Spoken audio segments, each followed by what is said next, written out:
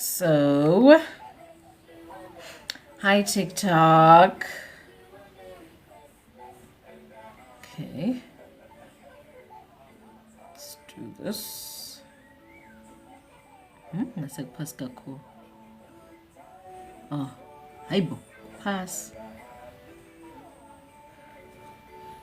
Oh, kuphasi shem. Hi TikTok. Kaphakiwaphi? Yes. Mama akuhambi. Ye TikTok. Ayihambi le nto yenu la.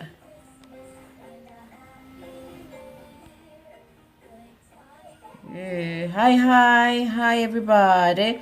I'm trying to move. Yes. I'm trying to move this thing. Yes, okay.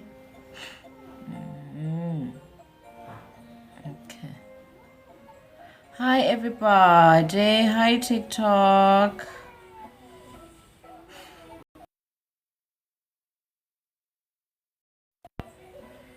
You guys, I have to share WhatsApp status.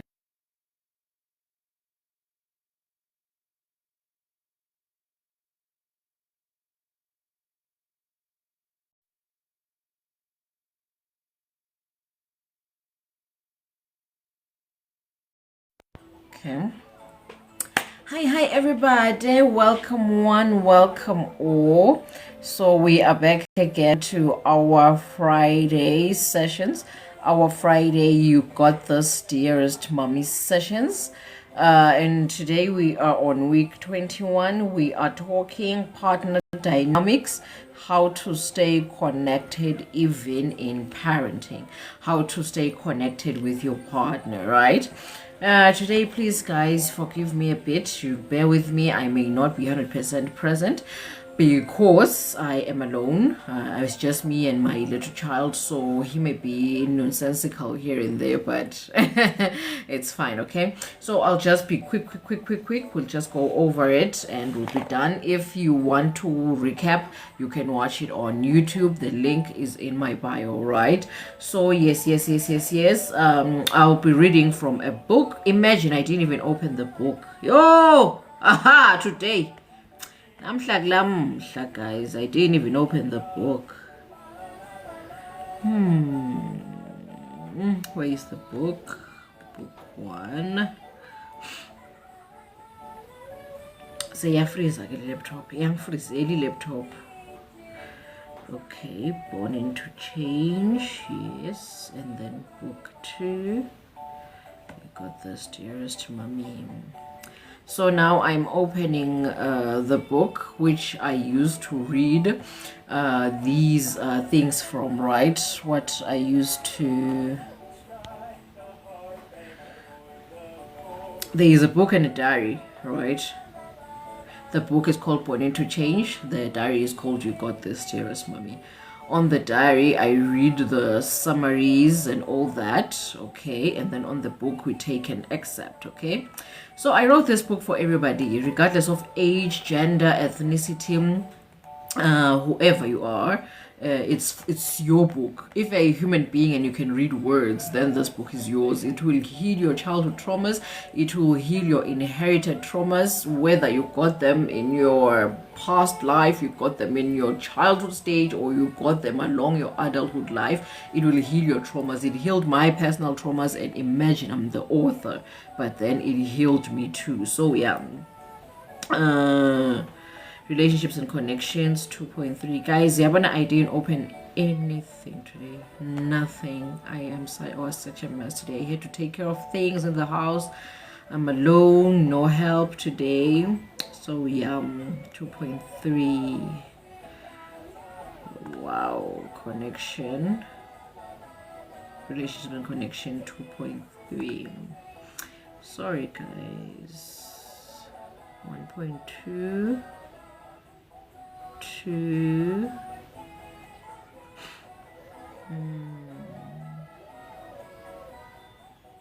Oh, 1.2. 1.3. Nang 2. Where is 2.3 then? Guys, 2.3.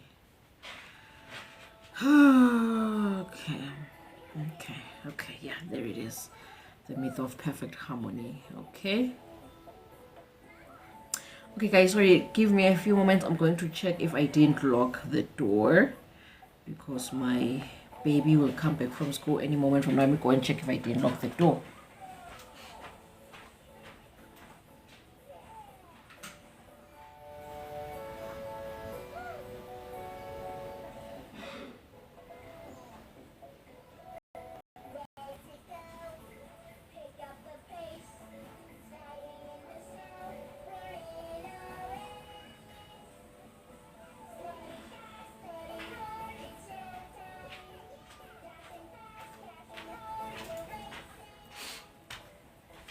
Okay, we're good.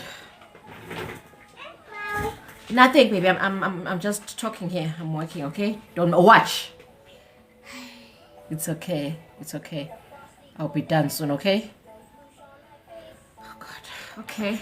I don't know how to do this, guys. Today, really, I won't be. It's so sad that I had to not have help on this such a sensitive topic, but it's fine. It's fine. I'll try my best because I have to. So today we are on week sleep. Today we are on week 21, partner dynamics, staying connected. Okay, so we live in a world of performance where everything is inherited, right? Everything is taken from a template. There is just no free thinking, no knowledge of thyself, right? This phase, the introduction is self-explanatory, right? We live in a world whereby you are born. The moment you are born, you are indoctrinated in line with your race, your belief system, your gender, your culture, and all that, right? We don't do this in this culture. This culture is blah, blah, blah. Oh, a woman shouldn't, a man should, what, right? So you're already born with a template to follow. So we live in such a world whereby free thinking is abolished. It's shunned upon, right?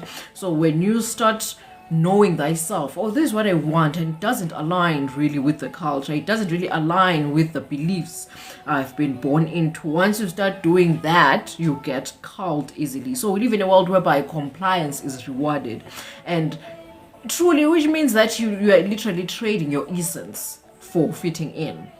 So we live in such a world whereby it's okay to just trade who you are so that you will not be shunned upon in society. So I'm that kind of person who'd rather be called, who'd rather be shunned upon, but I'd never trade my essence. So today's topic is not in line with your, I will not be brushing your egos, right? Instead, I will bruise your egos today, right? So whatever you've been taught about romantic relationships, whatever you've been taught, what's funny? You're watching dinosaurs. Whatever you've been taught about romantic partnerships, today you will unlearn all that and know who you are, right? So that's the aim. That's what I try to incorporate in my sessions, right? I'm not here to tell you what you already know. I'm not here to instill some kind of template you've already been following. Hell no. I'm here. Hi, Anna. Thank you, Anna. Thank you, Your Majesty. Right, I'm not here to tell you what you want to hear. I'm here to literally bruise your ego. So if you've been told that the only marriage there is a heterosexual marriage, right? I'm here to tell you that no, a person can go a homosexual marriage and they didn't do anything wrong with that. There's nothing wrong with that. It's just their personal choice and it's perfect, right? Somebody may tell you that, oh, just because you got married the traditional route, you went the demonic route, or you went the church route, and you are correct. I'm here to tell you that no, you're wrong. Each person has their own choice and no choice is wrong. If that choice was done in line with knowing who you are, happy with the choice you've made, and you are content with whatever consequence that come with the choice you've made, then beautiful. Beautiful. That's the perfect choice. The first step here is knowing thyself. Know who you are first before you try to engage with society. So that when you get into society, society tells you that, okay, this is what is right, this is what is wrong. You tell them that, no, according to me, that's not what I want. This is what I want. So when you know yourself, you will not get pushed into these what you call, let me call them rituals, for a lack of a better word, right? So watch the rest. I'm coming now, okay? Okay, so let's start. I've categorized these things into two. There is our broken reality, the reality we live in, and then the other category is in a perfect world. How would it look like if we lived in a world whereby nobody was instilling or indoctrinating somebody else? Say that we lived in a world whereby you know who you are and you are accepted for who you are. So that's the second column. How it would look like if life was like that, right? So let's get into it. The first column, our broken reality, is love is coerced. We live in a world where love is coerced. What do I mean by that? Number one, many people marry because they're told that time is running out. Get married quick or else time is running out. As a woman, your eggs will expire. Right? All of these conspiracy theories that are so wrong, these myths that I can bust without even blinking, right? So no, time is not running out and eggs do not expire, right? Back in the day, women would give birth even into their 60s, right? So whatever happened is in line with what we are doing in our devolution, because humanity is not evolving anymore, it's devolving. Let's ask ourselves what happened. Why can't women's bodies now take labor and delivery later in their lifetimes, right? So it's not about age. You are not running out of time. You can get married even in your 70s. Marriage is not about youth. It's about love. So that's why I'm saying that love is now coerced, because many people now marry because society is telling them that time is running out, which is wrong. And then the second one is family pressures. Family is pressurizing you. Oh, you now you yaslaza, right? So they're just those lines. Hi, Nkulim. They're just those lines we use in line with pushing people into marriage. How so how bani? What's one?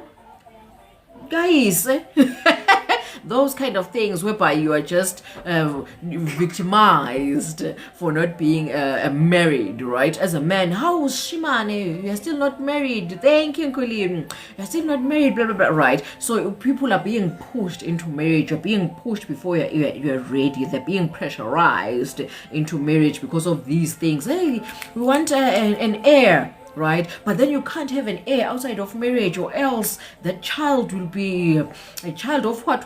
They also label these children born out of wedlock, right? So the pressure is real and the pressure is pressurizing, okay? So those things, it's family pressure, societal pressures, right? And then there's also financial survival, right? We live in a world of capitalism whereby you need money to survive. And we can tell that it's truly hard, close to impossible, to survive in this world with only a single income. So we understand that once you come together with somebody else, it's easier to tackle this capitalistic world, right? So most people are pushed into marriage because of financial and survival pressures, right?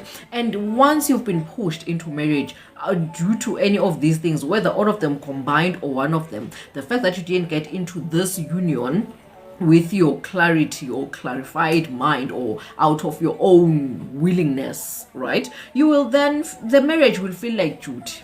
It will feel like duty without desire, and it will lead to resentment because living will feel impossible. You got into this because you were pressurized by society, or else you'll be labeled, right? So living will even feel worse, right? I got into this because I wanted financial survival. Living will mean I'm going to die out there, right? So living becomes impossible. Therefore, you then get cloud with resentment, and the marriage will feel like it's duty without desire, right? I'm coming back to talk about how it would look like if we were in a perfect world. Let me help this boy pee. I'm coming back now. Come, let's go pee. But you just peed just now. Why do you want to pee again?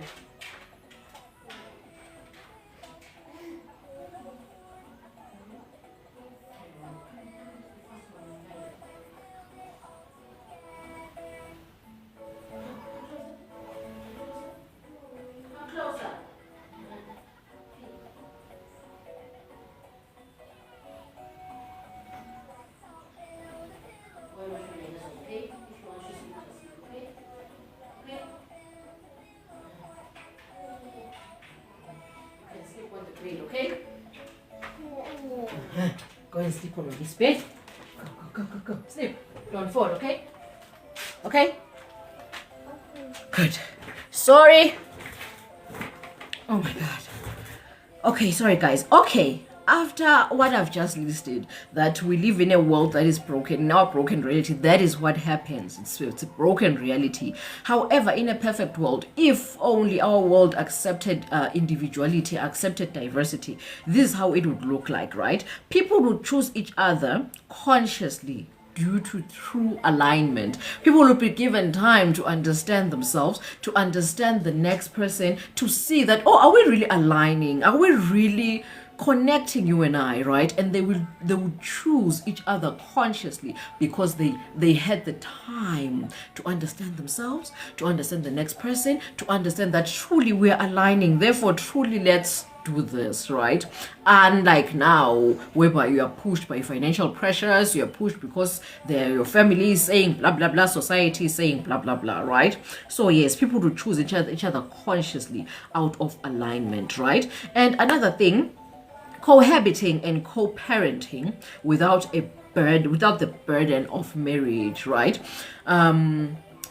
Me personally, I am for marriage. I love marriage. Why? Because I feel like it's a legalized structural form, right? Whereby the children and the people involved in a marriage are protected by legal and, I don't want to say universal, but I want to say earthly measures, right? So when anything happens in line with the union, you are protected by the larger community. I hope it makes sense, right? There are steps to take. There are obvious guidelines to be followed in case something happens, right? In fact, I feel like you are not alone in this thing, right? So when maybe one of your or maybe one partner, let's say you are in a heterosexual two-partnered marriage, when one partner dies, right, we know what will happen with the kids. There are protection things, in fact there are just list of things in order to protect the kids, to protect the remaining partner, right? So for me, I love marriage in line with that protection thing. I'm one person who I'm really against rules and regulations unless you convince me why they are put in place, and if it speaks to me, then I accept it. So marriage is one of those things, is one of those rules and regulations I personally accept. I love marriage, right? Because it truly gives it gives me that structure to know that, okay, I'm protected, my family is protected, my kids are protected in line with A, B, C, D, E, right? So that's why I've taken it up, right? I know that most of you will be shocked, like, for once in your life, you comply to some sort of rule. I'm like, yeah. Some rules do make sense. If it does make sense, then why not, right? So for me, marriage truly does make sense. I truly love it, and I'm truly for it, and I love it. I'll forever push it, right? For me, because of this protection thing. But there are some things I'm against in line with marriage. We'll talk about them as I move along, right? So there's another way. Some people are against marriage, and it's okay, as I've said, that if we lived in a world whereby people, careful not to fall, Lapo, careful not to fall.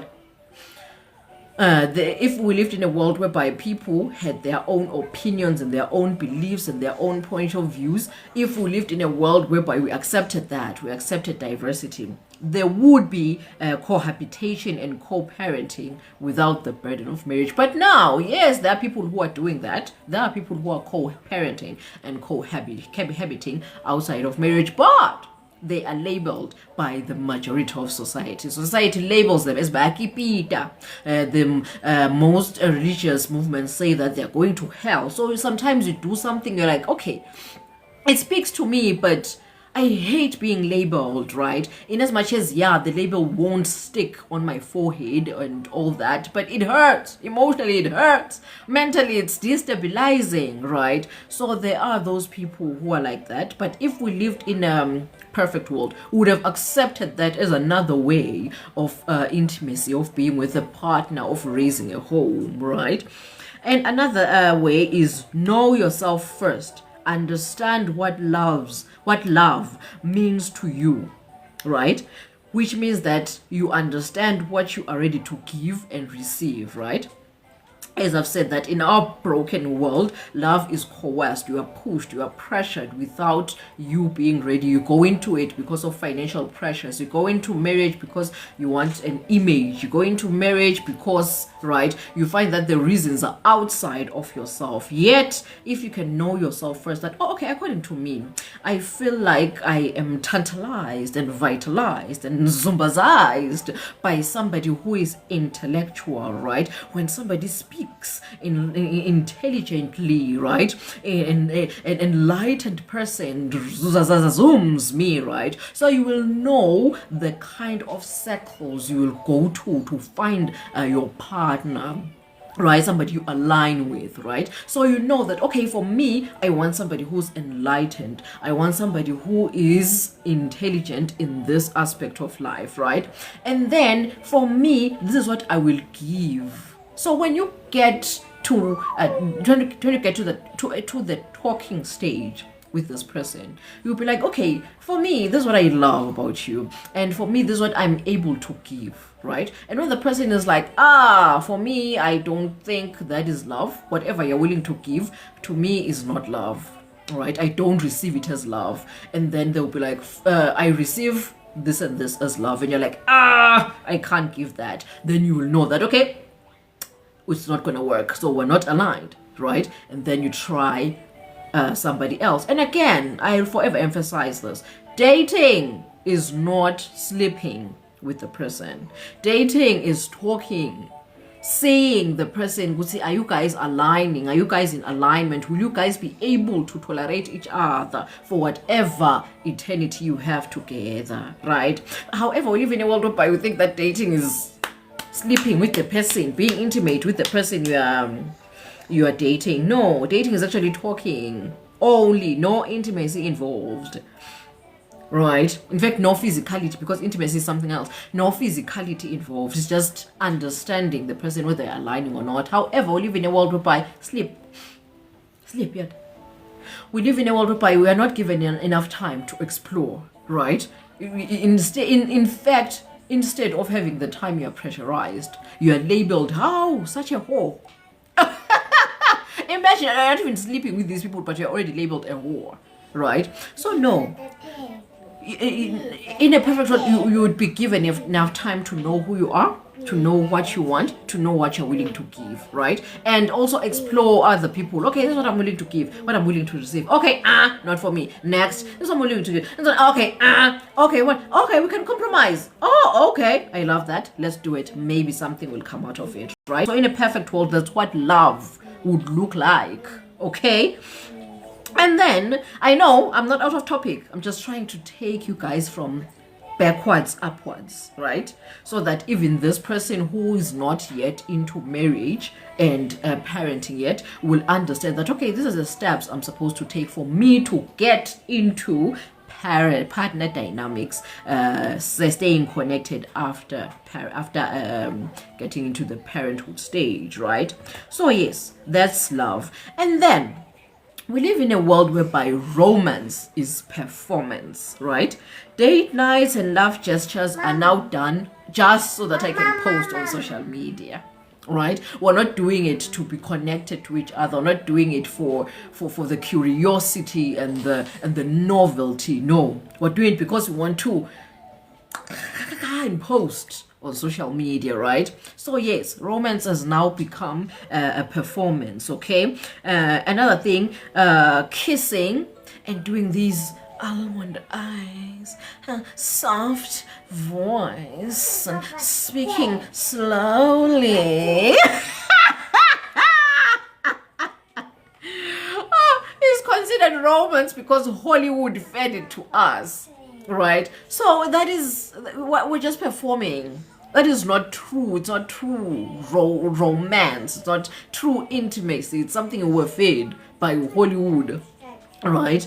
However, in a perfect world, if a person would have time to know who they are, what they want, what they perceive as intimacy, this is how it would look like. Number one, date nights, love gestures like gifts and whatnot would be done because it makes you feel alive, and just because you are happy to do it for your partner, and it truly uplifts you, right? It's your love language, truly, because you know who you are, you know what you're willing to give, and you know what you're willing to receive, and you know what you're willing to compromise. So you won't be doing it for social media.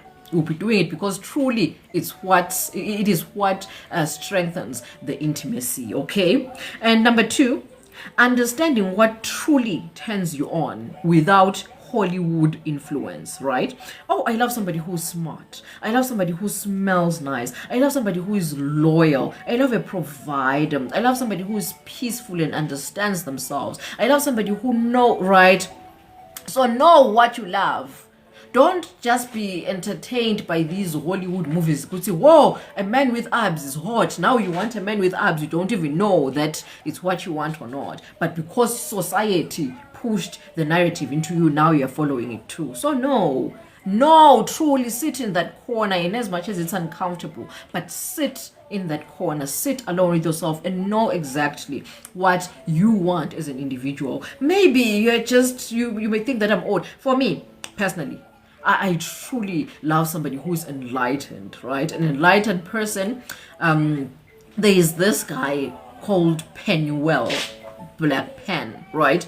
He really is like, wow, right? This guy is right. Exactly. So something like that, okay? And oh, and by the way, love is not what has been propelled now. We see, now because you've chosen this person, it means that you can't love somebody. No, right? As I've said, I love marriage because it draws boundaries, right? For me, it's okay to love Penuel. It's okay to love, there was this friend of mine called Hlulum Tagat. It's okay to love Hlulum Tagat, right? I love them, but you are not intimate with them, right? Marriage then fosters that sense of control, that sense of boundaries, that you can be intimate with only one person. That's monogamy, and I'm very much monogamous, right? I love a lot of people, but I'm intimate with one by choice, okay? By choice, okay? I was just trying to clarify the Penuel part, that there are okay. Because I'm derailing. Let me make a clear example, an analogy, right? Let's say that maybe you love somebody who smells nice. Truly, somebody who smells nice. They don't even have to touch you. Being physical would be easy peasy just because they smell nice, okay? So this you will choose a partner in line with that. I'm making an example, and then this is your partner, and you decide on monogamy, okay? So you go with this person. You are loyal to this person, you're monogamous with this person. That doesn't mean that your nose will then be shut because now you've committed to this person, right? They will still smell others who even smell better than the one you've committed to.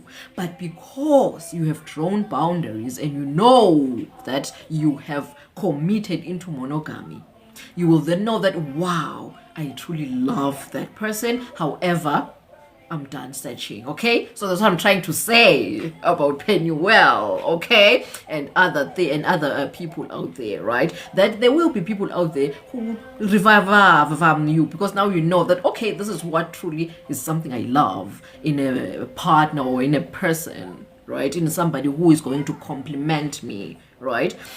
Just because you've committed to that person doesn't mean that now your senses will be shut to other people. But boundaries, okay? Know how to control yourself. So yes, and then moving on. In our broken reality, marriage is imbalanced, okay? Women carry pregnancy, labor and delivery, breastfeeding, and these are burdens men cannot share. Yes, people may say that, but he was there to buy things that you're craving, to massage your feet. Yeah, that's like less than 0.001% of the load the woman is carrying.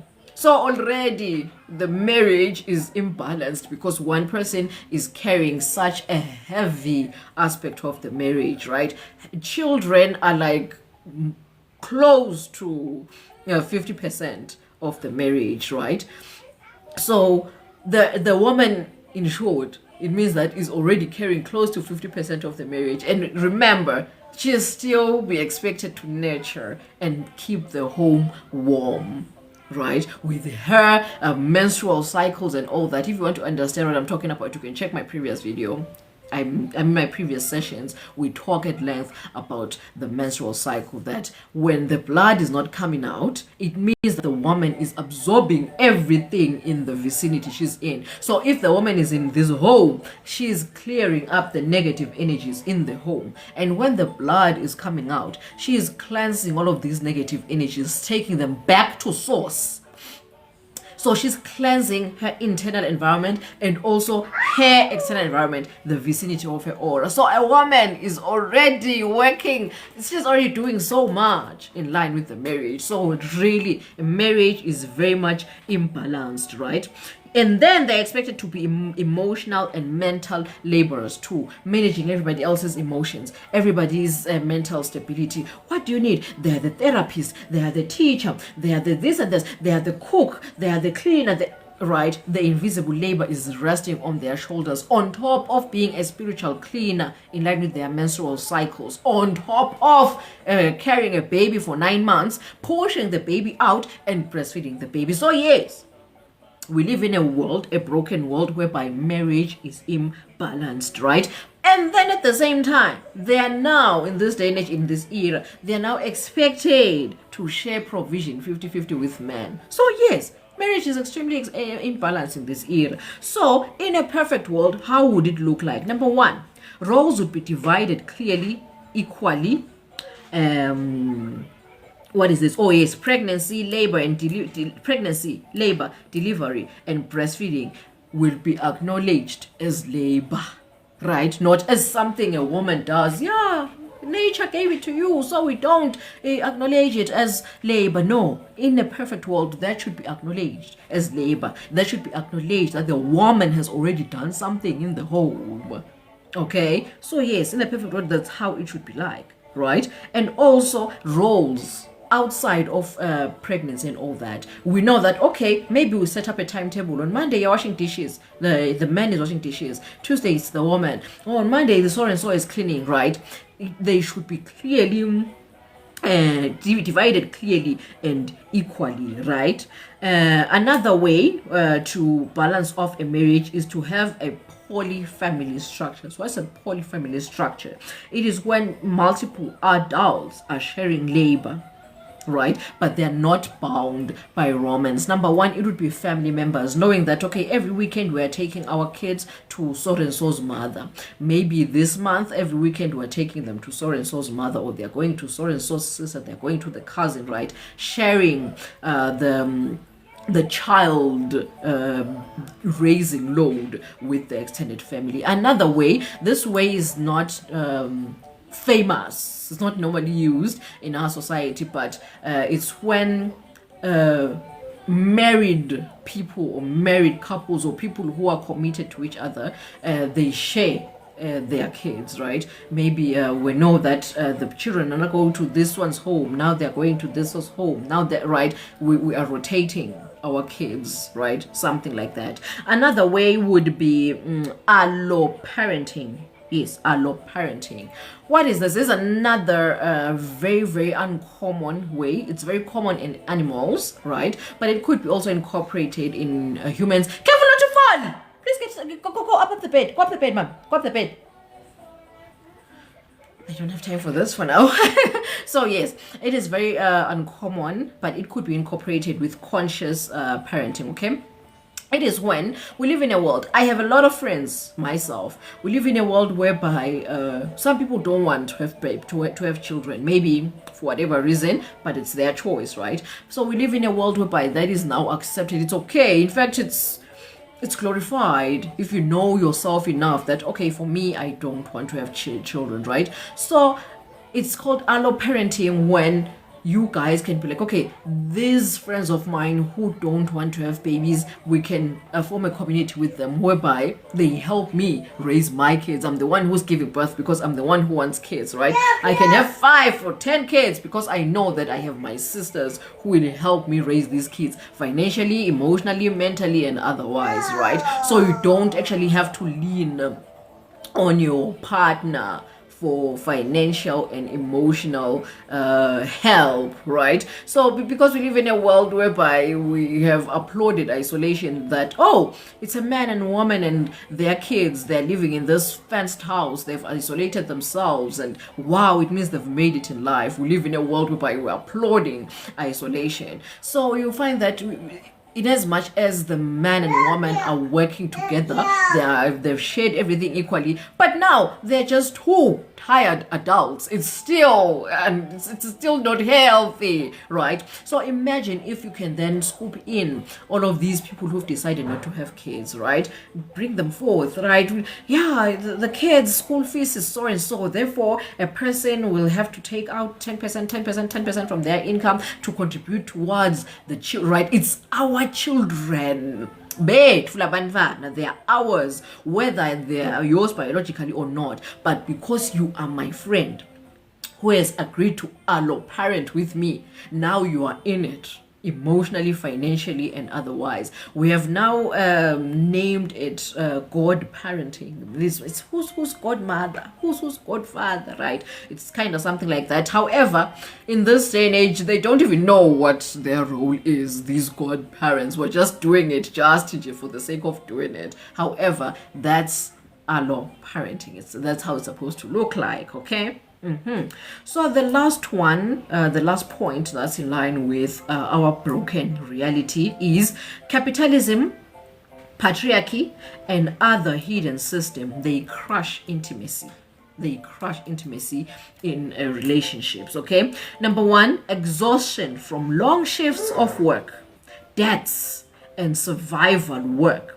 They leave no energy for intimacy. Now, now you're tired, you're from work, you've been doing that, and you're stressed about that, you're stressed about money, you're stressed about this and that, right? Because we live in a world whereby you are saying that parenting is just man and woman doing it on their own, right? And these people, I'll beat you up, yod. Go and sit over there. Right? We live in a world. This child just made me lose my train of thought. Guys, he's standing at the edge of the bed and jumping at the edge of the bed. When will I be able to catch him? Standing from there. And guys, this is what I'm talking about today. Parenting is extremely exhausting because we are doing it in isolation. It's impossible. These are the kind of things you cannot do in isolation. Parenting. Even if your partner is involved 100%, you're really doing this thing as a yin and yang, as a true partnership. It's still impossible because it's not a job for even 2 adults, not even 3, not even 4. It takes a village to raise a child. A village. And by a village, I mean 20 people plus. That's why we have so much stresses and we're having low life expectancy. Because we think that we can do a job, that a 20 people job by 2 people. Divide by 10. Divide by 10. Yo, we're pulling off the impossible. But then as I was saying that, survival work, which is I have to work, I have to pay my debts, I have to have so and so money, I have to have so and so income so that I can support the home. Just only 2 people trying to do it. All of this while balancing of mental and emotional labor together like that, it's impossible. It leads to fatigue and burnout, right? And then you find that these or all other things, they take away all of the inner energy that was supposed to be invested in intimacy, right? You find that intimacy is crushed like that, right? Number 2, man's support is praised. yet woman's labor is expected, right? They even once you see a daddy with a baby on his back, or a daddy pushing a stroller in the park, like, no, so sweet, such a present dad, right? It's applauded, it's appreciated, it's acknowledged by society. But a mom carrying a baby on her back or pushing a stroller in the park is like, how come the baby is naked? How come right? They look for faults because yes, you're doing your job, but you're not doing it right, right? But a father who does the bare minimum is applauded. So we live in such a world whereby men's support is praised, yet woman's labor is expected. And that's one of the things that we have in our broken world. However, if we lived in a perfect world, number one, men would work and woman would invest their energy in rest and their aura. As I've said, that the menstrual cycle is a week-long cycle. Unlike with men, man's cycle is the sleep and wake up cycle.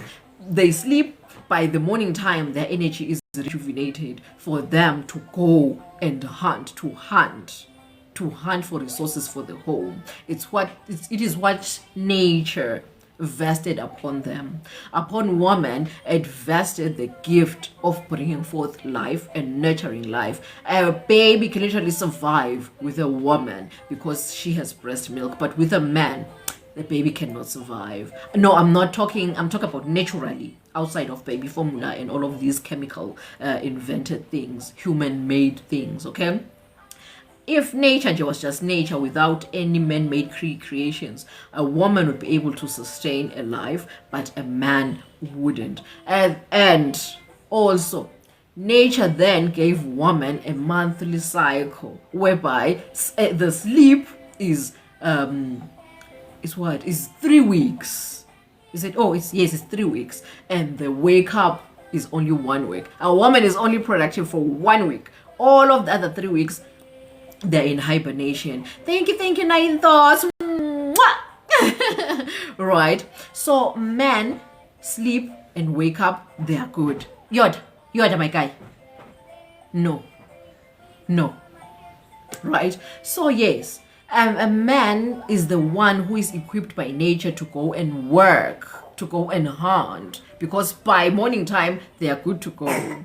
Right? So yes, in a perfect world, a man, I'm always passing this policy every day. I'm even tired, but I will never be tired to say it out loud. In a perfect world, a man would go out there to work with his diploma and earn 2 incomes. If the man has a wife with a diploma, if the man has a diploma and has a wife with a degree, the man will go and work whatever job he is doing, and into his account the company will deposit the money in line with the diploma, and in the wife's account the company will deposit money in line with the degree. So the man will have 2 incomes, one going into his account, the other going into the wife's account. That's a policy that should be passed if we truly want happy homes and a happy generation of children without these mental health disorders and emotional health disorders, okay?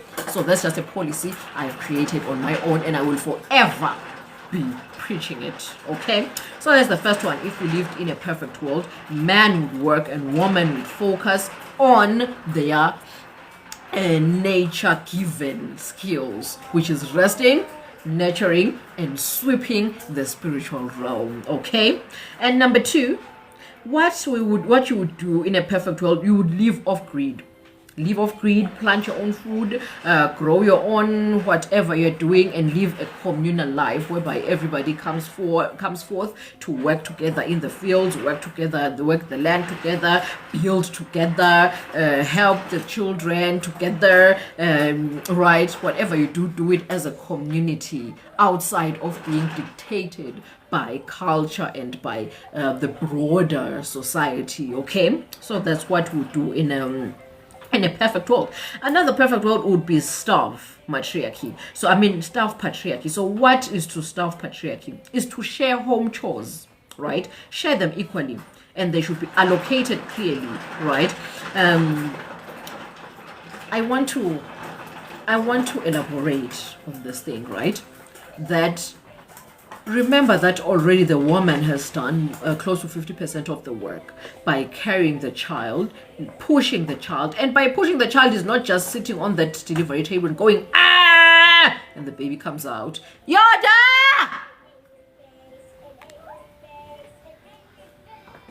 Guys, sorry, today I don't have help. I'm alone with this child and he's busy now pushing my stand and it's a mess. Anyways, where was I?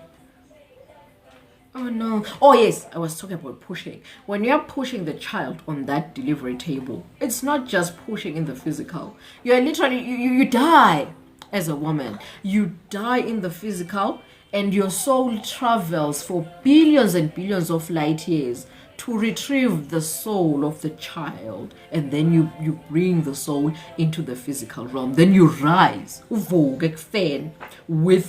the soul. Right, so that's what you do. So if we can convert the amount of work done merely just on the table, just on the delivery table, it would cost society billions and billions and billions of lots and lots of billions just for one woman, because when we can say the number of days it took to travel for the billions and billions of light years times whatever amount that should be charged for giving birth. It's a lot of money. So already the woman has done so much work. And then breastfeeding. Remember, when you're breastfeeding, the child is literally sucking you dry, sucking your blood as a woman. So even that should be acknowledged as labor, right? So remember that the woman has already done that. So when you're allocating these chores, make sure that you remember that, somebody has already done a humpa amount of work for the home. So now when you're allocating, know that, okay, now we have to give her a tiny amount of work, okay? Just be conscious in allocating so that it doesn't lead to resentment, okay? So that's how it's supposed to be done. And also, it should be done consciously, right? There is this thing, I love it to a certain extent though, which says that at home, a person who has seen the job should carry out the job. For example, if I'm the one who noticed that, the laundry is dirty, I should be the one who does the laundry because I'm the one who noticed. If they are the ones who noticed that, what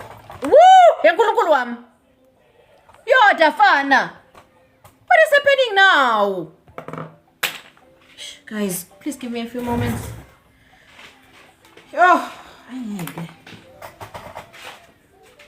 Please don't come this side, okay? Use your walk on this side, okay? I'm shutting the way here, okay? Because you're disturbing mommy, okay? Please don't come this side, okay?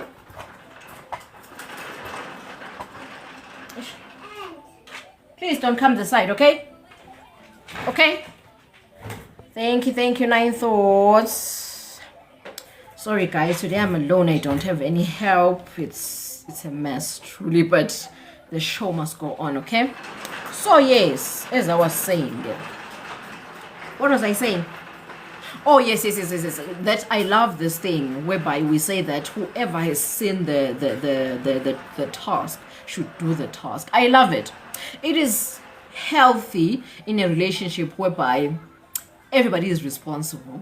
But then we live in a world whereby men are excused, right? They're extremely excused and they are entitled, right? Not all men, but most men, right? You'd find that they can see perfectly that the dishes are dirty, but then because they're entitled, they're told that, it's not your job to do, right?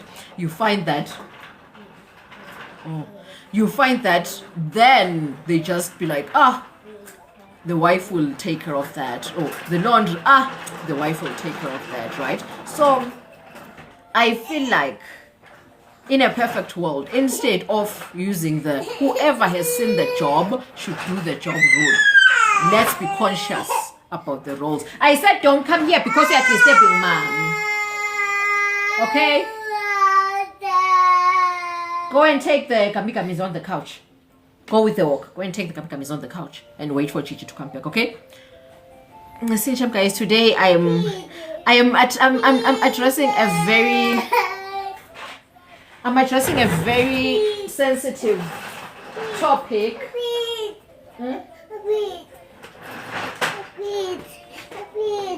Sleep. Sleep. It's okay, sleep. It's fine. Just sleep. Right. I'm addressing a very sensitive topic, but I'm very much occupied. But then what's important is what's coming out of my mouth. Just listen to what's coming out of my mouth, not what is happening in my environment, okay?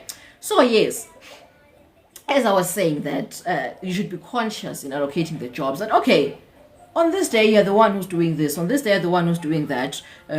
Sometimes the task would come up spontaneously, and you should talk about it, that okay, there's a task that has come up spontaneously, so and so should be doing it, or you would be doing it. Or what you can say is, because as I've said, most men have now become extremely entitled, and they just don't wanna. So what can happen is, if the woman is the one that has seen that sin, I'm putting it in quotes because I know that the man has also seen it, right? But then because of whatever I've said, they won't address it. So because now the woman is the one who has addressed it, they may then say, oh, because I'm the one who spotted the task, you do it. I have done the job, the invisible labor of seeing it and processing it. Therefore, physically it's yours, right? So that's what can happen too. Okay, where was I? Yes. Understanding your partner outside of societal scripts and expectations. In a perfect world, that's what you do, right? Because as I've said, you may have dated this person and you spoke and be like, okay, this is what I like in a relationship. This is how I feel love. This is how I give love and receive love. Can compromise here and there and all that. When the children come, dynamics shift. They shift so bad to an extent that you may find that a person now is receiving love differently. Remember, we spoke about this in matrescence, whereby we said that it's fine. We change the type, baby. We change the type, okay? In matrescence, remember, we said that there is a stage in a woman's life whereby they move from being childless to being a mother, right? Sometimes the mom maybe has 2 kids, but the fact that they've moved from having 2 kids to having 3 kids, it's a transition, right? So you find that they're changing physically, emotionally, mentally, and otherwise. So you find that they're receiving love, they are interpreting love, and they are giving love differently. So you should understand your partner. Okay, now we're in the stage of life. So how do you, right? So we live in a world whereby most of the time we go to couples fellowships, we listen to podcasts and all of those things, whereby you're taught that, oh, if you cook for your man, or if you wash for your man, or this is what I do for my man, for blah blah blah, this is what I give your woman money and all of that, right? To for peace sake, do this and that. However, maybe your partner personally, that's not what they want. So ask them, for you to receive love at this stage of our union, do you still feel loved in that particular way, or there's another way, right? So keep the communications line open. Always be curious about you, but don't say that, oh, I know this one. Oh, 2010, he said that he can compromise, or she can compromise in this and this manner, therefore I know them. No, you never know a person, ever. A person changes by the second. Cells, there's always cell division. Cells are always dying. Cells are always regenerating by the millisecond. So it means that the person is changing too by the millisecond. So check in, know how to love your partner, know how to be with your partner outside of societal expectations and societal scripts. Okay, so yes, reality of the drift. There is a drift every time every time partners have a child, there is a drift, right? Parenthood often shifts focus entirely to the child, leaving partners feeling invisible. So you find that when the child comes, everybody now, all hands on deck, we're focusing on the child, and now the partner is feeling unseen. Okay, so what could you do? Number one, you can name it, right? name it to yourself and also name it to your partner, right? I feel unseen, I feel overwhelmed, right? Naming it removes the shame, naming it removes the guilt, it removes the pressure it has on your shoulders. So name it, even if you don't have the solution that, oh, I feel unseen, this is how we should do for me to feel seen. No, even if you don't have the solutions, just name it so that you can remove the pressure off your shoulder. And then number 2, validate it, right? Validate it that, okay, it's the weight of life. Life is hard. Life is heavy. Life is so strenuous. It's not like we're failing. Life is just crashing. None of us are failing. None of us are doing it right or wrong. It's just life. Life is crushing us. That's why we are feeling overwhelmed, okay? So validate what you're feeling, right? And then witness it. Even one honest conversation can heal, as I've said. That consciously set up check-in meetings, right? Maybe once a week you check on each other, or once a month, but make sure that it's consistent, because as I've said, a person is changing by the millisecond. So check in on them every time, right? Okay. Oh, by the way, last week you said this and this and this. Are you still feeling that way? Or right? Or okay, maybe they didn't say anything last week, like, okay, this is what you said when we met. Are you still like that? Or I'm noticing your silence of late. Are you okay? Right? So always check in with your partner consciously, right? It will never happen miraculously. It has to be conscious, okay? You have to do it consciously. And then small steps. Connection begins with honesty, not performance. Okay, as I've said, we live in a world whereby everything is in a template form. This is how we show love. This is how you do this and this. If you don't do it like this, then you're not a woman. If you're not doing it like this and this, a daughter must. A man must, right? We live in a world whereby everything is scripted, so you should perform. However, that is what builds resentment. That is what makes unionship a duty. That is what makes parenting take over. You find that we are in a union, but parenting is now the boss, because parenting is the most natural thing there ever was. But we have now made unionship a performance. Nature always wins. It wins over performance. So that's why I'm saying that. Make sure that in your union, it's the most natural thing that ever was, not performance. Forget social media, forget Hollywood, forget scripts, forget podcasts. Look at your partner, look at yourself. What do I like? What am I willing to give? What am I willing to compromise, right? Then you share it with your partner. Then even your partner will tell you the same thing. Oh, this is how I receive love. This is my love language. Personally, outside of Hollywood, outside of scripts, outside of podcasts. Let's stop following podcasts. Like, oh, this one said they wash their husband's underwear. So maybe let me do it. No. What are you willing to do? Sit with yourself. Know thyself. Genuinely. Sit in your corner. As uncomfortable as it is, sit in that corner and know who you are personally. Who are you? Not who you are told to be. Not who you were indoctrinated to be. Who are you? When you know who you are, then you'll be able to relay to your partner that this is who I am. This is what I'm willing to compromise. This is what I'm not willing to. These are my boundaries. So then after that, you will have the most natural union there ever was. It won't be performed, I kid you not. To an extent that when the babies come, your union will not have cracks. It will not fall off, because both these things are at their natural. So they're not competing, they are complementing each other. Your union is complementing your parenting, and your parenting is complementing your union. They are not in competition, they are on the same level, because they are both natural. None is performative. Okay? So connection is not luxury, it is survival for the relationship. Parenthood mustn't erase intimacy.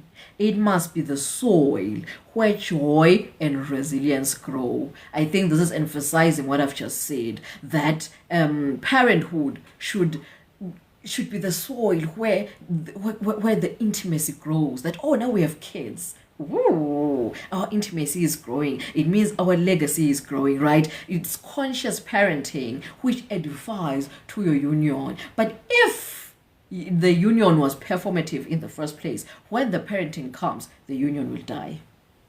Because nature always crushes performance. So make sure that your union is at its natural so that it's not crushed by parenthood, which is the most natural thing there ever was. Okay? So now let's bust some myths, shall we? Okay, myth number 1 is love alone sustains connection in a union. No. As I've said, love is knowing who you are and what you are willing to give and receive, right? But then, that alone will not sustain the connection. Connection requires intentional effort. You should be conscious about what you're doing. Remember, as I've said, that yes, you love this person. Yes, you spoke when you met 2010 that, oh, okay, this is what I'm willing to give, this is what I'm willing to receive, this is what I'm willing to compromise, right? But then, when I just saw a crema logo, that's what you know. Oh, my love loves choc chip ice cream, right? This person has grown, this person has evolved. So you have to consciously check in on this person. Maybe now they want to go out on dates. Maybe now they want to be given, right? Maybe, and sometimes it even contradicts. I met you not wanting to be given money. To me, if you give me money, it feels like you're buying me. But then now, after giving birth, after everything I've done, I feel like if somebody can just love me, it's called what? It's a financial cuddling. If somebody can cuddle me financially, I truly feel embraced, right?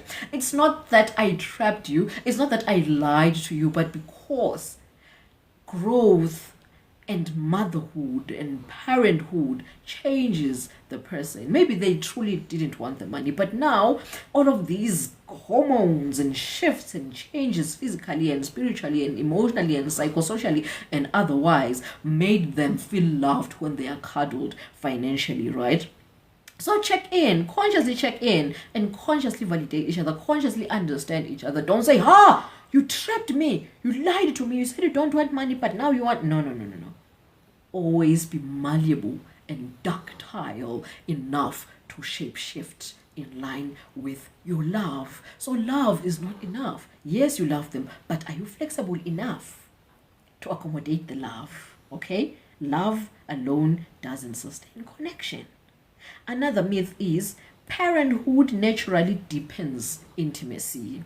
As I've said, I think I've tackled this one, that no, it deepens it if viewed in a conscious lens. If you're just riding the wave, then the cracks in your union may be seen as adverse, right? I said that in a union, if the union is natural, you understand your downfalls, you understand your strong points in the union, you understand what your union stands for, you have goals, you have visions, you have shared shared things that you have together, you have this and that. Hi, Pulanala, right? If your marriage is strong, or your union is strong and is at its most natural, there is no performance, you check in on each other, you validate each other, you understand each other, you're willing to bend and compromise for each other. It's at its most natural. It's not inspired by Hollywood. It's not inspired by scripts. It's not inspired by social media. It's just you guys truly vulnerable with each other, truly open with each other. Truly, your union is natural, no performance, right? Then when the children come, they will find this solid foundation. They just continue building the structure. But when it's based on performance, you are competing with couples on social media, you are following scripts, you are just performing because Hollywood showed you that this is what romance is. Then when the children come, they will find this liquid foundation, and when they come, it will sink. The structure won't go upwards, it will go downwards. Whoosh!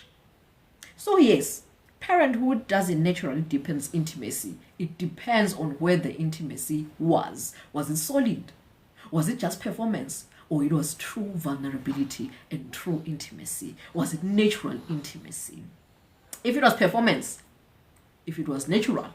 Ooh, right?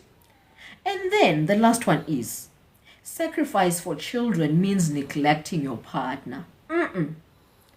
Children thrive when parents model a healthy connection, which means partner first, and then the children will automatically align. Children found you. It wasn't that you had kids and then your partner came. No, you were together first. The children are a product of who you are. So continue with that. Continue being the product. Continue being the multiplication. It's me and you first. Once you consciously invest your energy onto your partner, the product will naturally thrive, because it's like watering a plant, right? The fact that this is the hand holding the watering can, watering the plant will grow, right? But then if you're saying that, no, I'll just sit here and watch over the plant will die because it needs the water, right? So be the water. You and your partner being intimate with each other, putting each other first before anything else, indirectly or automatically makes the children thrive, because you are their base. Be that solid base, be that ever comfortable base where they can grow. Sorry, I'm given a puzzle, guys. I'm given a puzzle. Bam. Yes, we passed the puzzle. Please tap the screen, guys. Yes, Ubuntu, right? Yes, be the foundation, right? But then in our world, we think that if I focus on the children, the marriage will just grow on its own, because I've been together for so long. I've invested in you for so long. By now, you should just be aligned, you and I. No. Invest in your partner. You will see your children thriving. You will see. It will be very, very beautiful. That's it for today. I have a sleeping baby. I don't know if I should summarize with him in my arms or I should put him down. Let me go and put him down. I'm coming back. Just 2 seconds, guys. I'm coming back just now.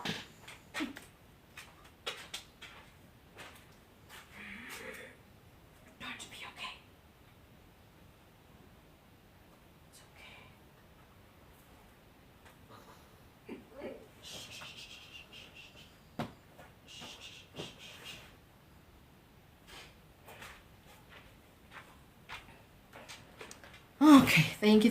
Hi, Pulanala. Thank you, Your Majesty. Thank you. Let's tap the screen. Yeah, but then that's it for today. If you want to, watch the whole session from beginning till end, you can check it on YouTube. It will be saved on YouTube.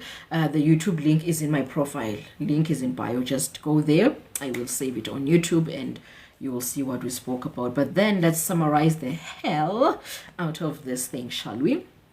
Okay. Oh my God, I'm so tired. Okay. So today we were on week 21 and talking partner dynamics, staying connected after parenthood. Our session theme summary reads, this week explores how to nurture your relationship with your partner amidst the demands of parenting. Love evolves after children. It requires intention, communication, and grace. Staying connected means choosing each other daily, even in the chaos. Wow. The chapter that we were taking this from is relationship and connection. It reads, many people enter relationships believing that love means ease, that conflict signals incompatibility, but real intimacy is not frictionless. It's full of edges, mirrors, and moments of misalignment. The goal is not to avoid rupture, it's to navigate it with care. When conflict is met with curiosity instead of control, it becomes a portal to deeper understanding. Ooh. The gist of this whole thing is love that grows must also adapt. And what is our quote for today? Our quote reads, Partnership after parenthood is not about going back. It's about growing forward. Ooh, fire. This was amazing. Thank you, Pulanala, for the taps. Thank you, everybody, for being here. Yes, today we're on week 21. We're talking partner dynamics, staying connected after parenthood. Okay, so yeah, we addressed a lot of things. And if you're interested in seeing the whole thingy, check it on my YouTube. I'll save it maybe before the end of today or tomorrow, we shall see. Right, but then we are live every Friday 1 p.m. South African Standard Time. So yes, check it out. And if you want to learn a hobby or a skill, WhatsApp the number on your screen. We can take it from there. I teach how to make these earrings. I also sell them. So if you want to learn a hobby or you just want to start a smaller business, yes, I'm here. And where I was just reading from, I was reading from a book that I wrote called Born into Change. It helps you understand yourself truly in alignment and heal any traumas you may have incurred in your life. Maybe they're ancestral traumas, they are not in line with your current life, or maybe they're your childhood traumas, or maybe traumas you incurred in your adulthood life as you were moving along your adult life. So you'll understand yourself, understand what happened, what is happening, and what is to happen, so that you can be able to have a forecast as to, okay, this is the life I'm going for. So right, so yeah, it's some sort of a guidance book. Regardless of your age, gender, ethnicity, doesn't matter. This book will guide you and it will heal you. It healed me while I was writing it. How much more you as you are reading it? So if you're interested in getting the book, WhatsApp the number on my screen and we'll take it from there. Otherwise, from me, mwah. See you guys next week Friday, same time, same place. Bye. Oh, by the way, Facebook, you're still there.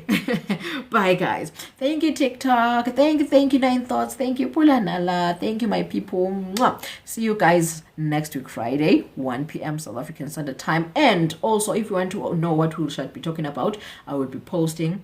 Please share the live next time. Okay, Pula, I will. However, guys, on TikTok, I'm unable now to send it individually. I can't say I send the lives to individual people, but then it's fine. We'll make a plan. I'll make a plan, guys. Or maybe I can just create a group.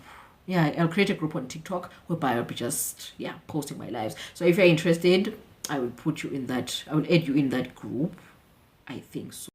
Yeah, because on Facebook, what you can do is, you can't.